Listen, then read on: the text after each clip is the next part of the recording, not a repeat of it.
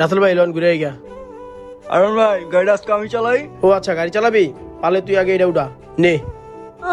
আরে ভাই, ভাই আপনি ছাড়েন, আর উড়াইতে দেন।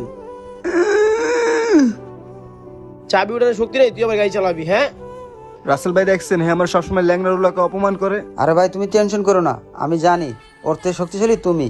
কি? আমি প্রতিদিন জিমে যাই 100 কেজি উড়াই, আর ও আমার থেকে বেশি শক্তিশালী? আচ্ছা ভাই ঠিক আছে, কালকে তোমাদের দুজনের ভিতরে একটা প্রতিযোগিতা হবে ঠিক 7টায়। দেখবো কে কত কেজি উঠাতে পারে, আর যে এই প্রতিযোগিতায় জিতবো তার আমি 5,000 টাকা পুরস্কার দিব। এই প্রতিযোগিতায় আমি জিতবো, এই 5,000 টাকা আমার দিয়ে দেন। আচ্ছা ঠিক আছে, এটা কালকে দেখা যাবো, চলো।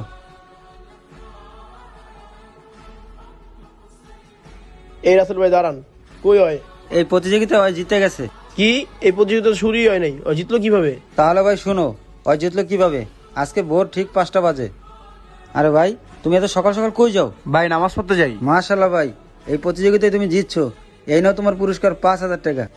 হ্যাঁ তাহলে ভাই শোনো, আসল শক্তি জিমে না, আসল শক্তি নামাজে। ভাই যে ব্যক্তি ঘুম ভেঙে ফজর নামাজ পড়তে যেতে পারে সে ব্যক্তি হচ্ছে আসল শক্তিবান।